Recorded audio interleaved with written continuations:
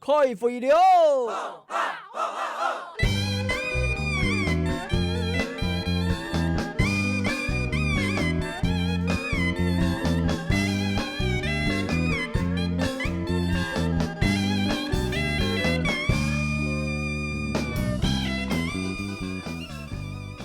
乡亲好，欢迎大家收看市民大会，我是汪小琪。今日呢，呢是来到特别是个客家文化主题公园。今日天气阿蛮好，风凉凉个。不过呢，呢会讨论多个，系了下大家都关心了解能源发展，还有风力发电个相关议题哦。呢现中有看到强多动多各部门各单位个代表都来参加，现中呢也有来自地方个意见代表哦。杨批都为大家来绍介基调系马莎吼，第一位呢位绍介系经济部能源局能源技术组个组长苏金胜苏组长早安。主持人早，各位观众朋友大家早。好，听完这边呢位绍介系了下全台湾唯一也系最大个民营个风力发电公司，佢系研发委风力发电公司个副总经理王云怡王副总早安。主持人早，各位观众朋友大家早。咱个第三位呢，绍介系刘凤，呢个凤流天行同里面个发言人，佢同时间呢也系法律内个教授，佢系德国人，不过呢佢个中文讲到非常暗好。绍介佢系郭湘林，葛教授早安。来宾早。教授您是德国人？是。中文好流利哈。还好啊，没问题。好，分享搞笑哈。咱个提示为那边的绍介看到大家都懂熟识，你系中法联盟，了解中法环境保护联盟个理事长蔡家阳蔡理事长早安。主持人早，各位乡亲大家早。欢迎理事长，咱个最尾一个那边你看到也懂熟识哦，佢系突然财体联盟个总干事潘仲景潘先生早。主持人好，各位乡亲大家好。咱退下一年看到两篇系特别三季类个乡亲朋友，你好。你看到系突然新闻个热太高，还看呢，你系读苗栗染力个类个向上跳，各位年轻的朋友，你们好哈。好。因为非常欢喜，都抽到了某强用个单位、某强用个组织团体个代表，对大家强烈关心，到底了解风力发电系受到大家分享，还是讲大家用义务，真正用义务有哪点问题做得改进哦？在进行正式个讨论之前呢，你先透过新闻样片大体来了解，你也读台湾实际发生，才推动了个6年内个时间，大体有哪条情况？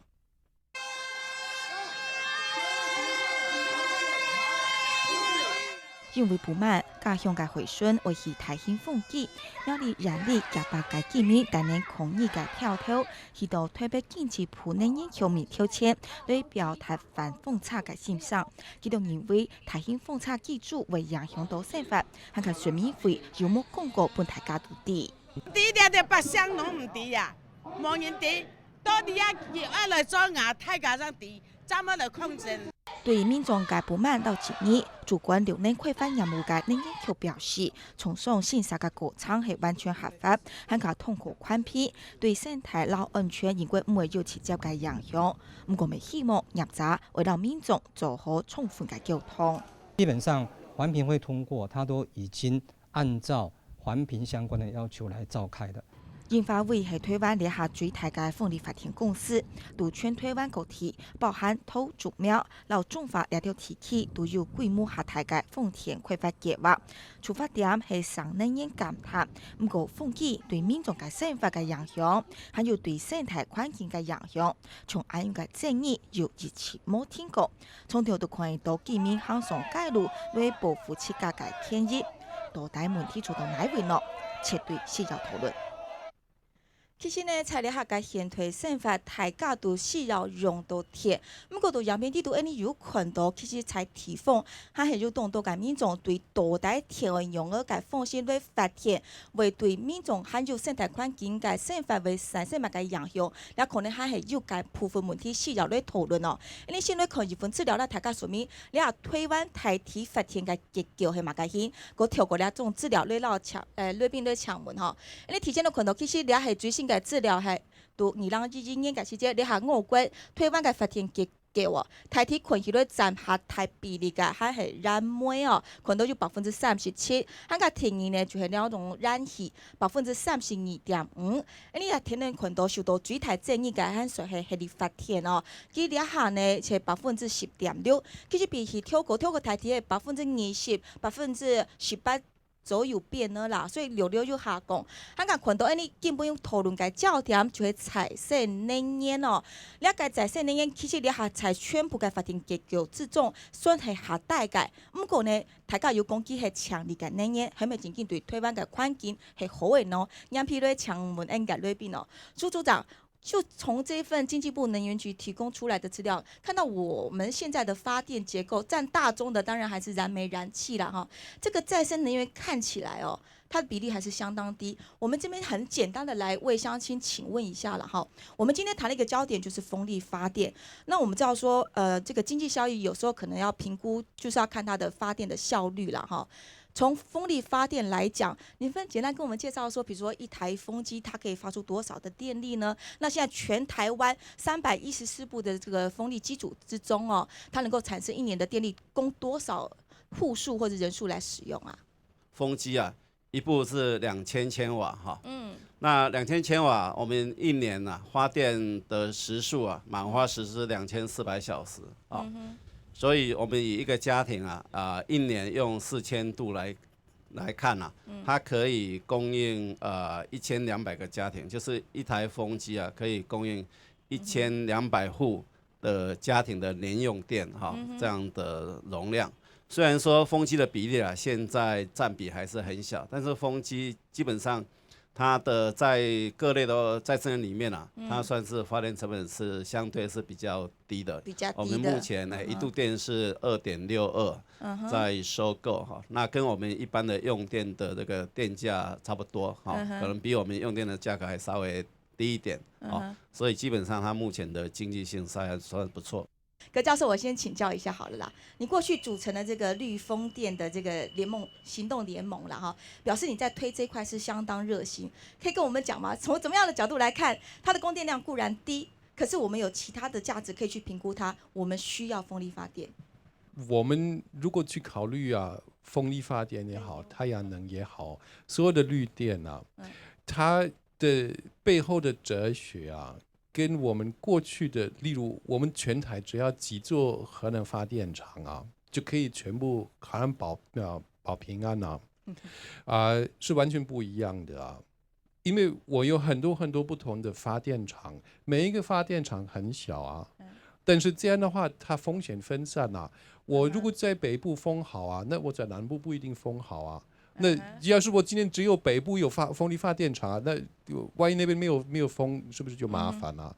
如果我今天可以把很多的東西平均分散啦，那我可以例如把這方面的風險啊就降低啊。哦，提出了這樣子的看法哦。那副總剛剛有意見補充哈，聽了兩位來賓之後，是其實我想要說明的是說有2點哈，第一點就是說。全世界在發展再生能源，當然包括風力發電，它其實已經不純然是從環保的角度出發，它不是只有具環保的效益，事實上它具有很強大的經濟效益。為什麼呢？我這邊先給各位看一個這個表哈。這個是呢能源局做的，這叫做台灣能源安全的指標。大家可能沒有辦法想象，我們99.4%的能源是進口的。大家沒有辦法想象，我們一年花多少錢買進口的能源哈？在2001年前的時候，我們一年大概花3800萬。對不起，3800億，上億了啊！對，3800億的錢去買進口能源。10年後，2011年最新的數據，我們是花了2兆去買進口能源。那從4到2兆，好，4000億到2兆，我們大概增加了5倍。OK， 可是是不是因為我們工業發展、經濟發展，所以我們用電量多，所以我進口能源要多呢？並不是，大家也看，我這邊也有秀就是說我們每一個人平均的用電量或者是用能源的量，其實並沒有增加多少。可是為什麼我們用同樣的能源，在2001年前我們只要花4000億左右去買，可是在2011年我們要花2兆去買。因為有這樣的現象，所以很多人就開始在思考，如果我的能源是这样的话，那未来我们的子孙怎么办？因为你用的能源是有限的，它的价格就是不断的上涨。所以在其他像德国先进国家，他就说，那我要从能源结构转变开始，我要把原本依赖火力发电甚至是核能发电的这种能源结构的形式，改成是我的能源燃料来源是不用钱的，比方说是再生能源，最好所以这个是它的经济价值。那接下来我要让我要让朋友看到的是说，到底再生能源的潜力跟发展，台湾到底有多少这么好？你有多少能源嘛？大家都以现在的数据来看哈，但是我要说的，台湾其实只有再生能源才刚起步。我们的再生能源我们的再生能源发展条例通过是什么时候？是2008年吧？现在才不过几年的时间而已，很多我们都还在学习中，包括你的电价的制定的过程当中，我们都还在学习。所以你说拿现在的情况说，我们做这些风力发电或做这些再生能源，才占总发电量的多少？是不是觉得它好像是很小咖不够用？但事实上并不是如此。我们可以看到哈，假设在2025年全部都能够被开发出来的话，至少它可以发电680亿度电左右。那我们核1到核4加起来全部，假设核4已经可以商转，它可以发多少电？610亿度电，可以 cover 了，可以支援了。所以其实我的意思是说，台湾的蕴藏量、天然的资源其实是够的，是足够的。谢谢副总，看到风有喜悦。那这边理事长我也要请教，从经济效益来讲，我刚刚都提出这么多论点，你的看法呢？好，刚刚各位提到的都是一些表面的数据哈，其实我觉得应该要拆解这样子的一个表象的数据。我们知道风力发电一定要有风才能发，但是我们台湾用电量最高的时候是夏天，那我们夏天季风又是最弱的时候，所以当我们最缺电的时候，其实风力发电的发电效益是最差的。但是在冬天呢，冬天发电那个东北季风比较强，然后发电效益最好，那我们的用电量是最低的时候，所以造成说在夏天我们缺电的时候没有办法发出电，在冬天最不缺电的时候，风力发电电才一直发出来。我们不是反对风力发电，我们是不反对这种大型的风机。如果说我们今天的再生能源政策是转换成小型的风机，如果政府愿意补贴住户5万块，去来做这个小型风机，那如果用20亿去买电的话，其实可以补助4000户。那如果小型风机一支是100千瓦的话，其实等于是大概4000支的风机。所以如果你用大型风机，你绝对盖不了4000支，但是如果你用小型风机去补助家户，其实是可以来替代大型风机的发电力的。那我先请教一下理事长，你说要替代大型风机，它是真的有必要被替代吗？我的问题是要问你刚刚讲到的夏季还有冬季这种季风不稳定的情况，在台湾这个地方来讲，刚刚副总提到，其实在台湾是有很棒的天然蕴藏量这样条件去发展风电。那在你的观察，其实环境客观的条件真的对大型风机有产生阻力的会是哪一些？你的观察是什么？因为台湾真的是地狭人稠，因为土地利用率非常的高，住宅社区其实都是非常普遍均匀的分布，不像国外可能我们看到很多电影或者是影片上面，国外的风场是阵列式的，可能是几百只风机在群聚在一起，但是台湾没有办法，台湾1排2排大概就已经碰到社区了哈。风的特性还有地狭人稠，我先请潘老师做补充。早期其实很多人都是欢迎的。我们也在报纸上呢看到很多有关于风力发电机呢，竟然可以当作是观光资源来发展。我们那个时候也是很欢迎啊，因为观音呢其实是一个很偏乡。可是呢，随着这些风机一支一支的设立，包括永兴村的居民呢，在他们发现到施工单位已经要来砍他们防风林的时候，才知道说原来我们这个地方有这样的建设。这种建设呢，它的整个的过程呢是黑箱作业式的。我说的黑箱作业是说，地方的居民完全不知道，说明会也没有接到通知。那只有呢少部分的民意代表或者是村里长这些呢有接到。那这样的状况之下呢，要人民接受是很难的。宪法有保障我们人民生命财产的安全，现在人民的生命财产马上就要因为砍防风林而受到影响的时候，为什么这个政策可以这样延续下来？ OK， 好，了先整理出两种问题啦吼，第一个讲到大台咧个台湾个自然环境又适合发展，用个大型风景么？个第二种问题系你啥气个、人文个还有自然生法个，系咪真个修的两项？两个问题，你有分别请教组长跟副总。我先请教组长了哈。其实说到风力的这个潜能的开发跟利用，台湾有像各种的数据都说啊，台湾非常的适合。不过事实上也来自民间观察，还有一些学者的调查也是，包括高温、高盐害喽、台风、地震、地小人稠这些等等主客观因素，显然对发展风力跟其他国家是不能相提并论的吗？这个部分先请你回答。我想台湾是一个很好的风场哈，这个在我们的风力资料啊是跟世界去比啊，我们的风场条件是很好，但是我们当然也有一些客观条件的限制哈，比如说在陆域的部分啊，我们认为可以开发的风场有900万千瓦，但是实际上能够开发的哈，就是扣掉了这些影响的因素啦、限制的因素啦，能够做经济性开发的可能只有120万千瓦，所以比大概开发的潜力啊只有13% 左右，那海域的部分也是一样了，所以在整个风场开发的过程啊，我们相关的法规跟民众的沟通、环保的问题，还有跟一些其他的建设整个的调法的问题，都必须去考量。那这一些都是在风场开发的时候一些前提的要件。在所有的风机来看啊，它的可利用率啊，也就是说它在运转的这个就是说它没有故障的这个情况之下哈，大概有90几个%，是可用率，所以这个运转成效还算蛮好。副总你怎么看运转率？有人一直很质疑说台湾夏天风不够，冬天风比较好哈。其实这是一个相对性的看法，就是说相对来说，台湾冬季的资源的确是风季资源是比较好的，可是夏季并不是没有。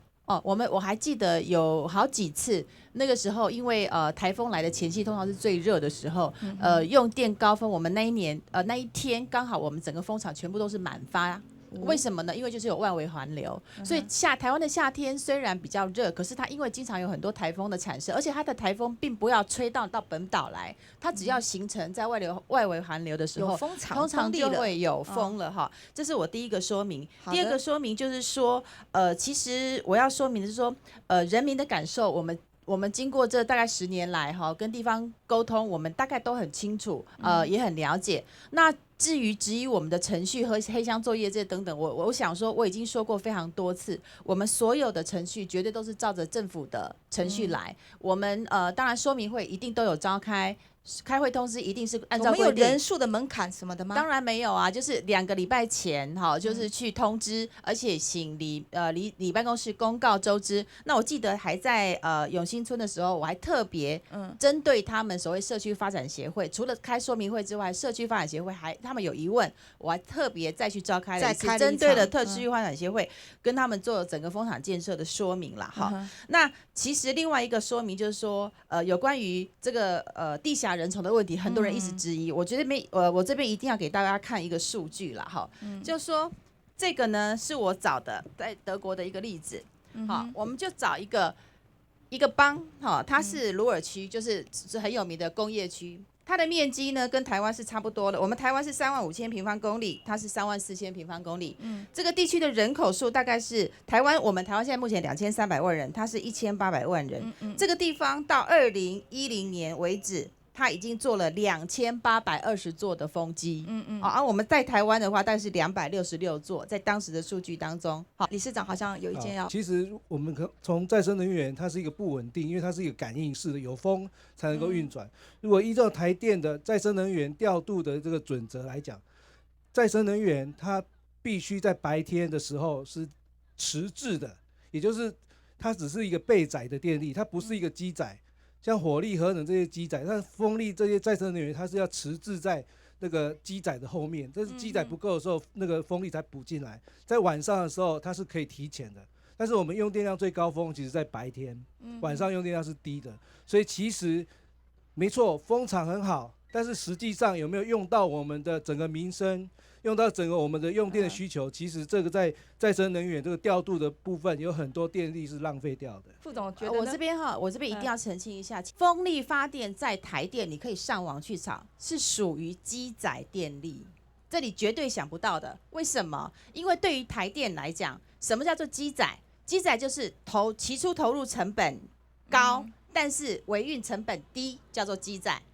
兼载是什么？叫做起初投入成本低，维运成本高，燃料成本高的叫做兼载。不然为什么它不用天然气？现在是最贵的，1度电4块5块，它为什么不用天然气做机载呢？天然气这么干净，它为什么不用机载呢？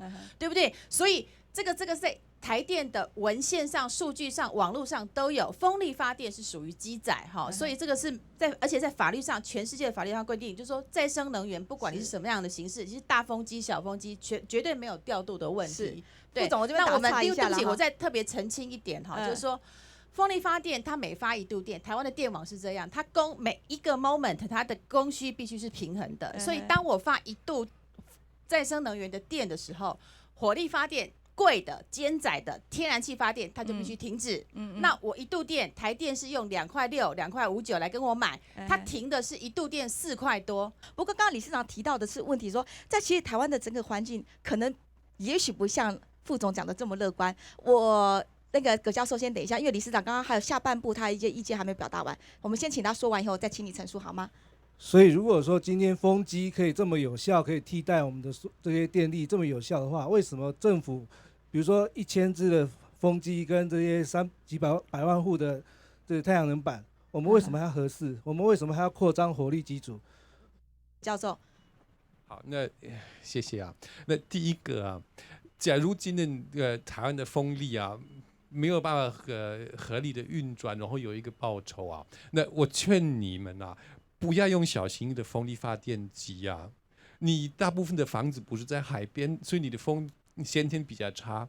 而且如果它真的只是冬天产电啊，然后不划算啊，那你为什么要盖？我没有去过观音，所以我不了解你们的状况。但是我们可不可以先去了解啊？那个对防风林的伤害，它是不可逆转的，还是它是你再种几棵树啊，那它就恢复差不多它的原状？OK， 从价值转换到生态了，好吧？范老师先做说明。我要回忆一下哈，为什么有这么多的居民要出来抗争？抗争就是因为已经影响到他们的生命财产的安全。所以这一部分呢，我要再回应一下我们王副总哈，他强调说他们整个的过程呢，都是按照政府的程序来做的。可是这个程序为什么没有办法让住户都参与呢？可见这个程序有问题。如果这个通知只是通知到村长，那么村民没有看到这个讯息，这样的过程算是民主的过程吗？这样符合了政府所谓的行政程序，那对人民是正确的吗？我们今天期待呢，在这个地方谈论，希望有一个改变。其实我们是希望说，是造成多赢。这个多赢的状况就是必须，比如说，我们认为当时在定这个能源法的有关再生能源条例的时候，是不是有问题？这个问题就是怎么会连民宅和风机的距离都没有限制呢？永新村那里竟然有60几公尺的地方，就有民家的地方，它也可以去规划设置。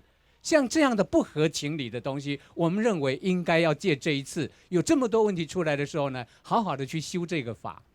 只有把法修好了，我们民间和业者之间通通会双赢。另外，我要再强调一点，大家谈到德国，德国是一个尊重人民，会用民主的机制去产生他们的制度的。也就是说，今天整个的过程里面呢，当在地的居民没有他们自己的意愿来参与这样的一个过程，我认为这样的法其实是恶法，是我们今天呢要认真的来面对的。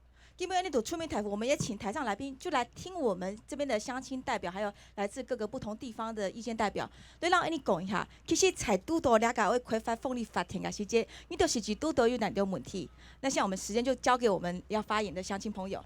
先，这位大哥，你是地方居民，你也离防风林很近，实际跟我们先生说法。我跟报告一下，因为我们的防风林本来是非常的扎实啊，自从台电一个突停效应啊，我们永新村所有防风林渐渐被人家海水会掏空入侵了以后，那整个厚实性跟渣质都剩下很薄了哈，都流失掉了，对，都流失掉。现在是短短的很不扎实的防风林带的话，那我们在村民也渐渐感受到威胁的。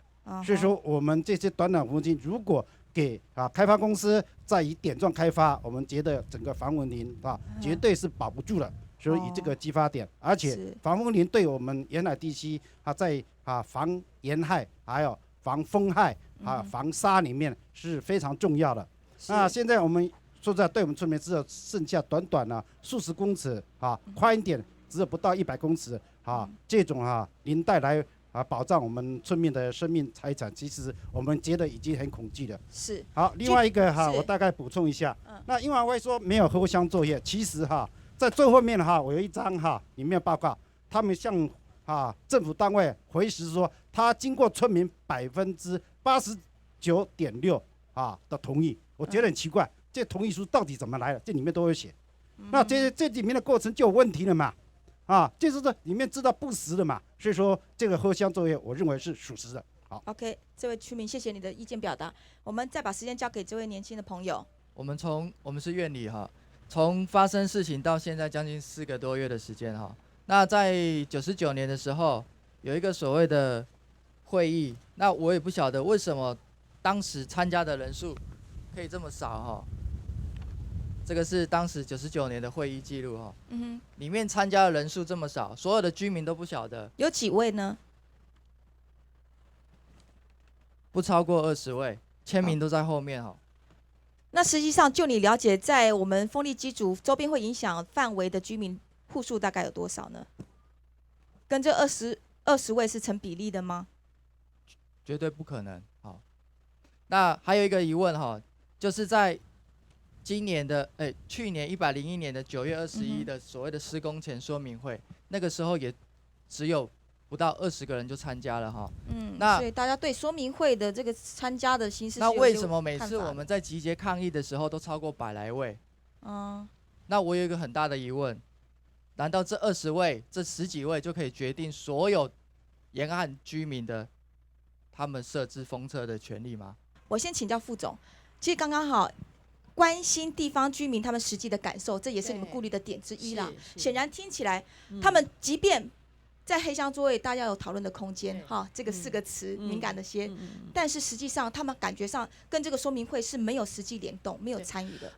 我这边提出来要一个，就是说这个是我们制度，也许是制度设计上的一个困难就是说对我们而言，我们到一个地方去，那当然你是一定是提供给里办公室，而且我们在公文里面都有请里办公室公告我们这个说明会，而且请他们转知这个里民。那为什么我没有办法去每一户，就是比方说永兴村或者是说西平里的里民，每一户都记？这个我也不怕记，问题是我没有名单啦，就是个资法的问题。现在我请里长提供，或者是甚至说，那你可不可以帮我发我这个邮票啊、邮资的这个钱我来出但是没有人愿意这样做，他也不愿意把名单给我这个是一个。我们也非常的困扰。其实我们并不怕人家来参加说明会，我们非常希望大家都能够来参加说明会。就像刚刚叶先生讲的他们社区发展协会里面对这个有疑虑，希望我们再去跟他们做说明，我们马上就去了。那另外他们讲说防风林的问题，后来我也妥协了，防风林的问题我也跟他们讲，那不然我被移到防风林外堤外，我都是。通常台湾海边都是这样子嘛，就是海堤、防风林，然后大概几十米的宽，然后就是民宅。那我就说好，那我移到堤外可不可以？那他们也说不行。对，那我就觉得很奇怪，有没有不晓得为什么开发的案例是因为它永久性的伤害没有办法反复的那种状况之下，我们的开发案就停了的呢？其实我们目前在台湾做了144座的风力发电机组，几乎大部分都是在防风林的边缘，就是说防风林的最旁边，那当然会多多少少砍到一些防风林木。那这个部分都有经过林务局，因为他们是专业的机关，他可以考量。像我们在跟他申请规划的时候，通常只有一半成功的几率，因为他另外一半他就会觉得说，你这几台可能会砍太多防风林，会影响到国土保安功能，他就不准你。所以他通常是准许我们在一些零星的地带。现在比如说包括运输道路等等，他也都是希望我们去走题外的道路，就是现成的道路。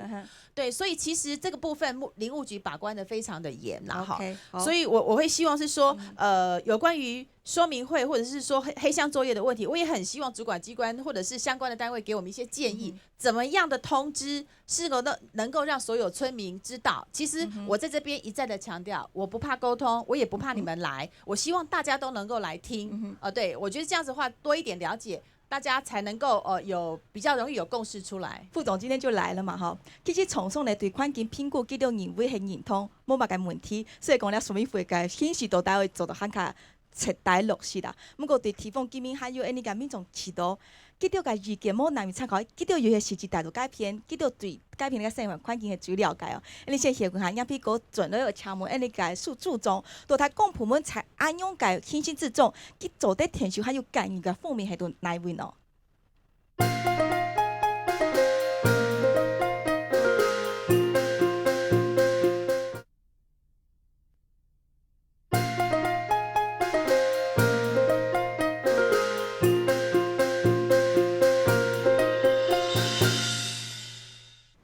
非常大家个听恁讲听呢度出面讨论嘅讨论现场哦，因为你行业比到问题敲门，个苏组长，我接下来就请问了哈，既然我们的政府是鼓励这样子的绿能产业的政策，但是对地方居民他们切身的问题也是完全不可以忽视的。这个时候公部门在哪里？怎么样协助解决在开发过程中所面临到各种的问题，还有值得被讨论的地方？就是在办这个说明会的时候，要事先通知，周知以后，你们才知道说这边有一个开发案，然后来听你的意见，让你们的意见能够充分的表达。那这个说明会办完以后，这个说明的意见啊，或说明会里面民众所表达的意见啊，他会做一些处理，然后也请环保署。刚刚这位先生也提到，会议记录20位。对，居民参加的多少哈？那是在当时在这个说明会的出席的状况哈。那我说一个重要的意义就是说，第一个他一定要通知啊，第一个要通知，而且这个通知啊，你如果没办法个别通知的话，你一定要通知村里办公室，他去转达，对不对？让所有的村里民都知道哈。那第二个是现场的意见一定要做反映、做处理哈。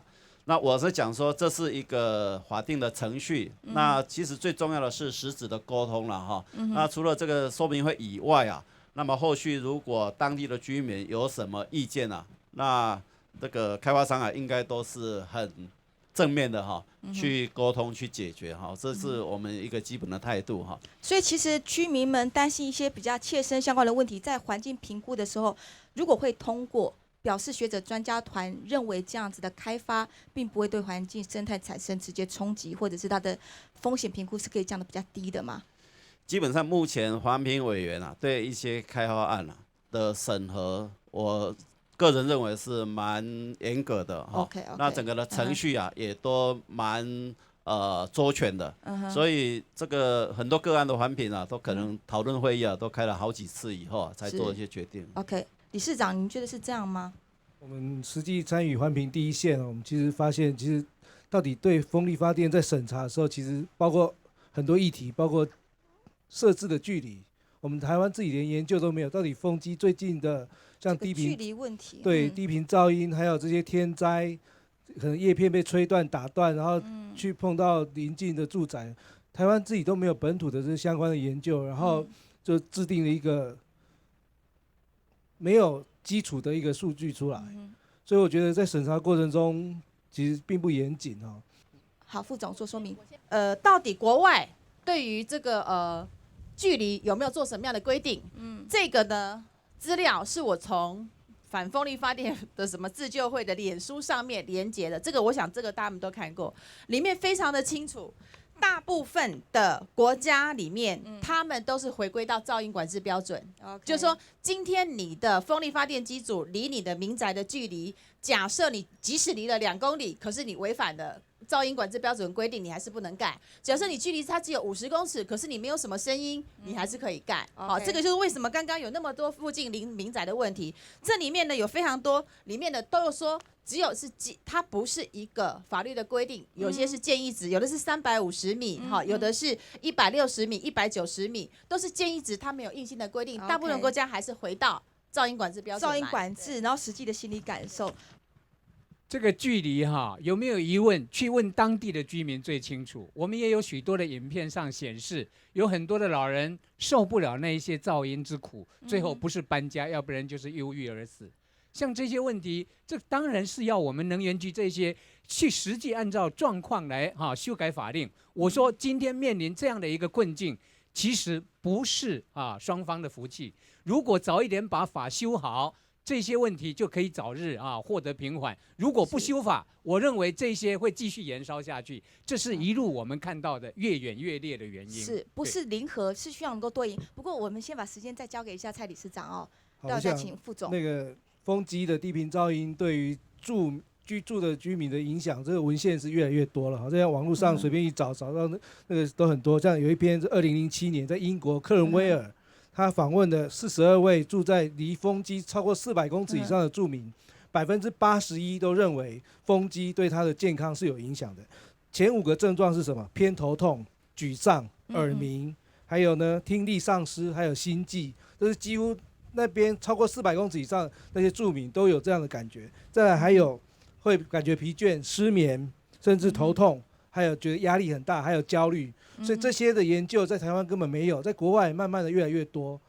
讲到老师说因为有风力发电忧郁而死，然后不然就是搬家的，我真的很想了解到底是哪个 case， 他可不可以告诉我到底是哪一个问题？假设是这样的话，那就已经闹到新闻，已经非常非常的大了，不可能不存在在这个世界上。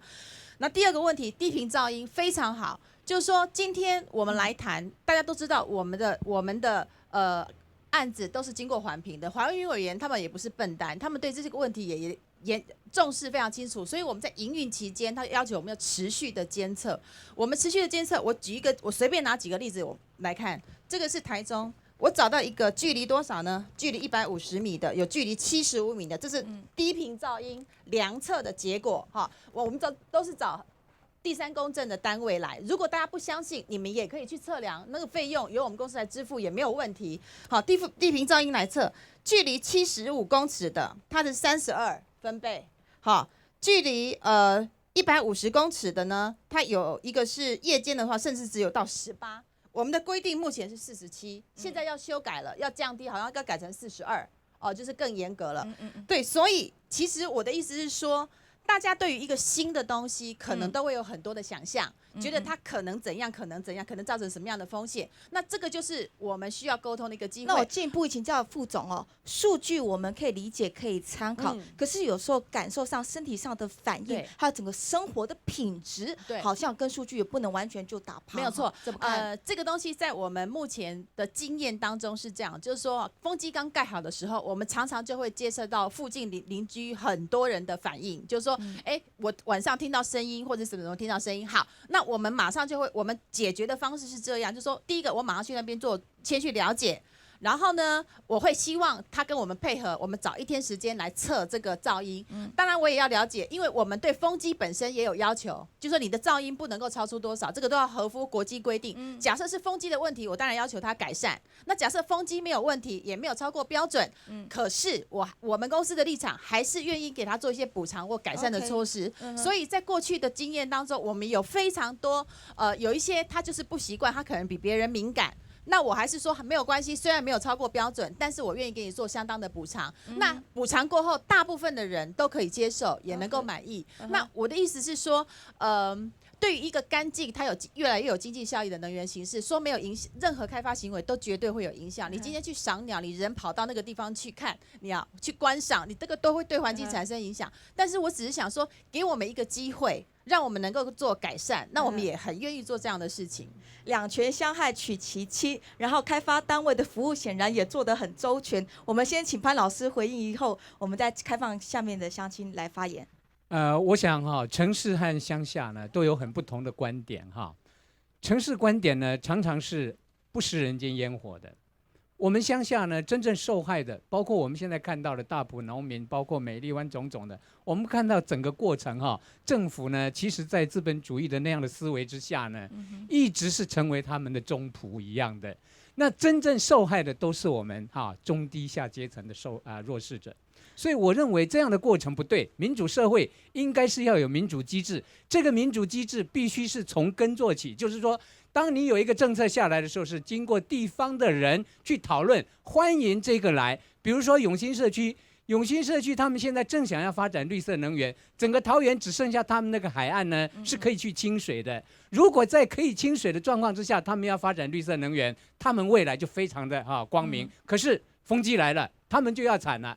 这个绿色能源呢，就会成为是他们的阻碍。这个时候，他是不是有权利要求政府跟我们谈吧？谈到我们满意，如果不满意，对不起，我不要，因为这是民主社会，是不是应该用这个角度来看？我们也有了解，就是说今天你到底会遭遇到什么样的问题，你告诉我。那这个问题，我提出这样的解决方法，你能不能接受？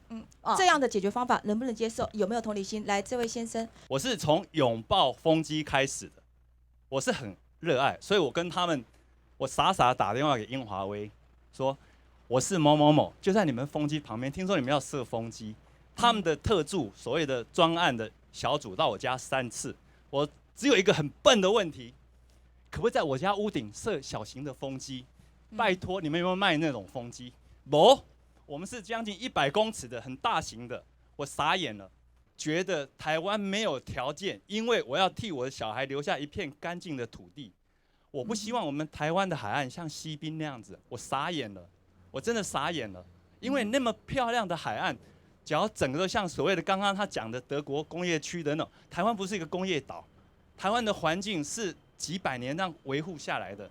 只要你整个风机，我刚从师大过来，刚刚主持人说你会不会路熟不熟？我师大美术系巴黎艺术学院毕业了，照理说我应该是在学校里面教书，可是我前几年下来以后，我选择3支海边做我永远的家。我不希望我的家的前门跟后院15号机、14号机离我家都不到100公尺。想要守护自己的家园，可是为什么跟风力发电会产生这样直接的冲突？还有没有乡亲朋友啊？好，这位先生。我在这里有一个99年的会议记录，在里面的环评结论里面，环评的结论里面只有谈到回馈金要拨到哪里去，在整个环境评估或者环境影响的内容都没有写到，里面只有谈到回馈金要拨到哪里去。那对于居民所担心的问题也没有直接的都没有提到，所以我认为这个是英华威避重就轻。他在说明会，他根本没有谈到这些有关环境伤害的议题，所以结论会下到变成只有回馈金，这是第一点。好的，第二点呢？第二点，风车进民宅的问题，我们那边隔壁村就有。刚刚王副总所说的，我们可以去请那个住在风车旁边的民众过来。我相信，如果我们跟他讲，他会很乐意过来。但是如果他们觉得很吵的话，那些风机可以拆掉吗？我们刚刚说到。那些噪音的分贝数全部在环保监测都是合法的，可是这个如果要让人民来面对24个小时，这个问题可能要想一下，因为这个好比我们回家把电视机打开，声音弄一点，你在那边睡觉，我相信很多人是没有办法睡觉的。OK， 副总，如果你有机会亲身去住他们住的地方，可能有些疑义就很好说明了。其实我去过很多次就是说很多民众的反应，好，他就叫我说，哎，你们自己亲自来看看。其实我们去过很多次，我们晚上也有同仁，就是10点多、11点多的时候，也是开车在那边等，就说到底那个风的情况是怎么样。这个我都有要求他们要去做最详细的了解，就说他们是不是真的有这样子的困扰？有困扰的话，我们一定要设法跟他协调做这样子的解决啦。好，那所以要协调解决。可是，在说明会上，他们觉得功能不彰。我说明会上，我觉得这个东西的话，我觉得我要说明第一个。环保署的说明会是要求我们把环说书要上网公告的，所以我们对于环境影响的这些东西，所有的资讯其实都在网站上，环保署的网站上其实都有啊。第二个就是说，我们说明会里面是有做简报的，那因为我们的会议记录里面，我们就只是说简报会议的过程当中是有把这些问题，你们噪音什么什么的东西，我们都有做说明在哪里。那问题是说，今天现场的民众他关心的问题，他也许经过我们说明，他关心的问题也许只有回馈金的问题。那当然，其实不只有回馈金，还是有很多，比方包括说，你们如果有输配电线路，你们是怎么规划的？你要事先要跟我们讲，你不可以怎么样，你有了高架了，你就不能用高架，你可能要用地下化什么的，这些意见他都有给我们，我们大概几乎都有遵照当时的意见来做处理。好，所以我就说，这个部分可能他有一点不是太清楚那个重要的情况啦。哈。那另外一个就是说，有关于说这个3支14号、15号风机距离它40公尺，还有距离都不到100公尺哈，我觉得这个东西可能有点误会。我觉得早一天我们也许到现场看看，因为能源局的规定是，你在100公尺以内的住户是要求他们的同意书的，如果没有他们的同意书，你是不可能取得到施工许可的。不过我这边先请教组长，刚刚提到了各种上的感受也好啦，实际上无论是低频噪音或者是距离上的限制等等，有没有可能这种大型的风力发电，如果是说居民的实际感受，他们声音就是存在嘛，我们不可能避免的。小型的呢，社区自主发电型的呢，这种绿色能源，难道我们不能在思维上重新给予转正，而不会在这些小小的问题上、噪音上去做很多的冲撞，结果还是一盘死棋？那小型的部分其实也是我们鼓励的哈，小型的能够利用这个比较小的这个风力资源也是我们鼓励的。所以我们现在在再生能源的趸购的汇率里面我们的分类在风力里面有3类，一类是陆域的小型的，就是10千瓦以下的，好，另外一个是陆域大型的，另外一类是这个海域的部分哈。那小型的我们目前的趸购汇率1度电是7.3块哈，大型的1度电是2.6块哈，所以它诱因更大吗？所以小型的诱因是很大的，对不对？但是因为小型本身它的建造成本就比较高，每一个单位发电量它的建造成本就比较高，所以我们有比较高的这个价格来收购。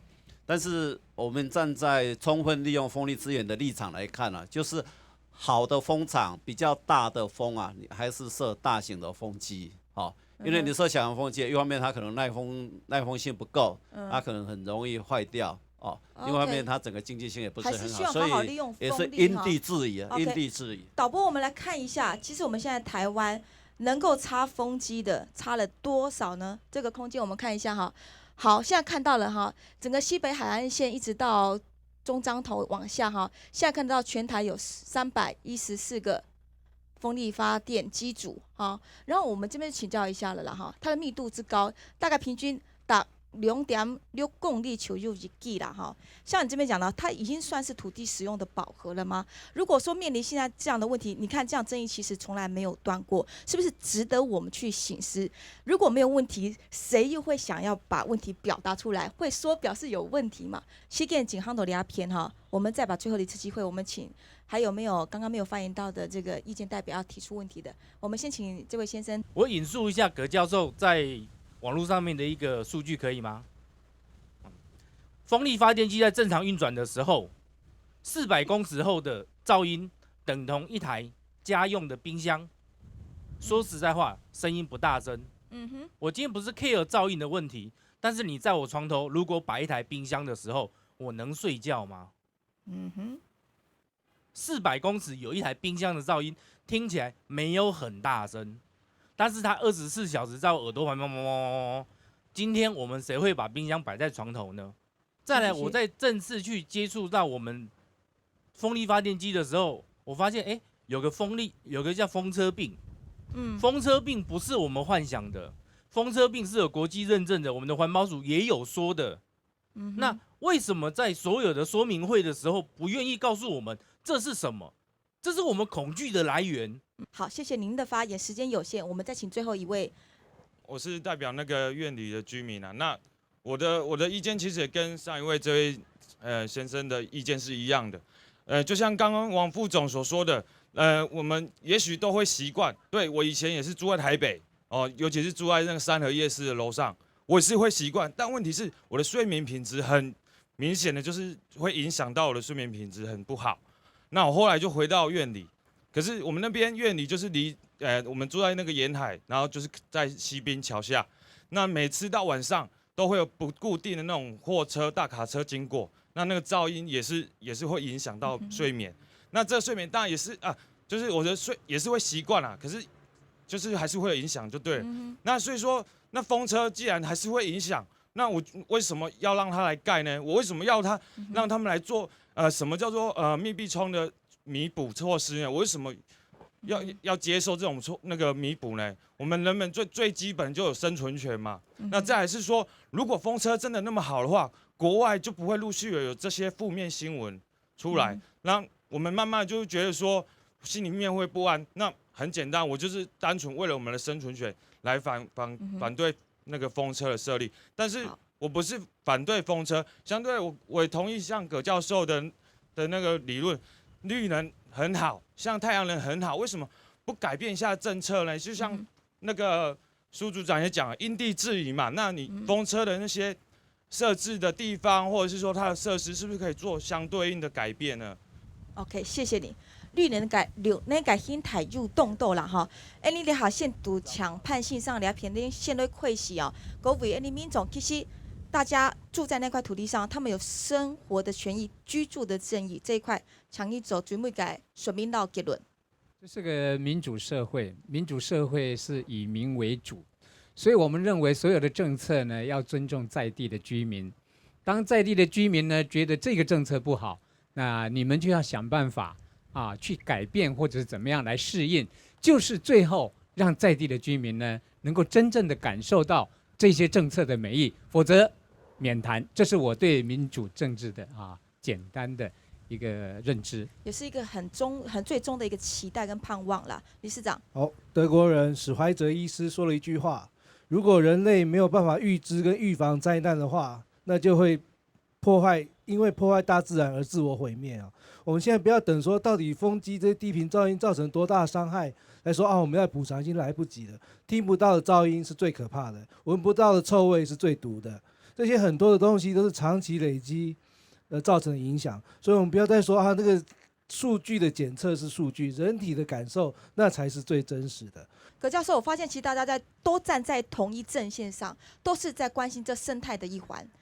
就一个整体社会的考量来讲我们急需要尽早发展再生能源那在这样的一个发展过程中，如果有各位有一些不舒服的地方那我们可不可以区分哪一些是实质上的一些伤害？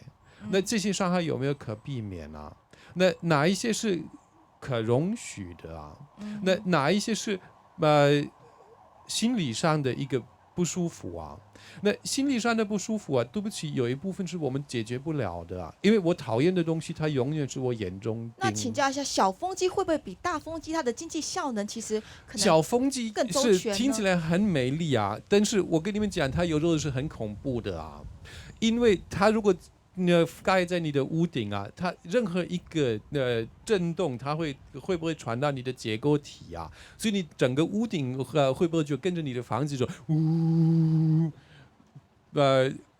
哪一个业者跟你保证什么？其实提出几种动物权利的看法，不过做得真正讲实际有鼓动人民的想法么？那可能还有大家讨论的空间。最后我们来请副总。我非常同意主持人的话，就说其实我们这些人都是站在同一阵线的，都在做环境保护的工作。只是那我做风力发电，其实在做更进一层的是气候保护的工作。很多人觉得景观很漂亮，我的家乡很美，可是如果你没有撑过这个气候这个变迁的这个考验的时候，很可能到时候什么都没有的啦哈。希望就是说，风力发电其实跟居民的生存权，它不是一个绝对的对抗的关系啦哈。我相信，在德国，在其他先进国家做这么多风力发电机组，在台湾目前也做了这么多，有很多问题是可以经过沟通跟协调来解决。像刚刚很多民众的问题，我后来发现，的确是我们的沟通不清楚，他们造成非常多的误会。有机会我一定会好好再跟他们讲清楚的，谢谢。再生能源啊，譬如说风力发电机哈，刚刚大家提到，当然它有一些缺点，有一些限制啊，譬如说它不稳定哈，它的成本的问题等等。但是它的最大的优点呢，就是低碳、清洁跟永续啊。那我想这个部分为什么政府愿意去推动这个再生能源的原因呢？也许花比较多的成本，牺牲一些供电的稳定度这样的情形。那所以大家把聚焦在环境上面啦，整体大环境去看啦，这个再生能源啦跟风力发电机啊，对整个大环境是有利的。但是所有的个别的开发案啊，政府还是有把关的机制比如说环评啊、土地啦等等啊、噪音等等的，这一些都有把关的机制。但是最重要的就是说民众的需求，我们讲开发业者跟那个民众还是要有充分的沟通，让每一个开发的个案能够在和谐的环境中来进行。谢谢。其實大家透過討論都係希望深度理解性嘅思維性嘅方法。其實唔單止係人民確實有某個感覺，也係講會對是唔是有對誤會。其實呢，古多了解人嘅問題，還有古多嘅係土地生態環境嘅問題，你係很較深層嘅。不過今日非常感謝來賓都來參加，也談到咧安島鄉親朋友所提出嘅問題，希望材料條如何，安尼做得集中，建立建島嘅力量，然後強勢，做得真正深度對安尼土地對安尼家人最好嘅方向。非常感謝大家收看今日村民大會，安尼再會。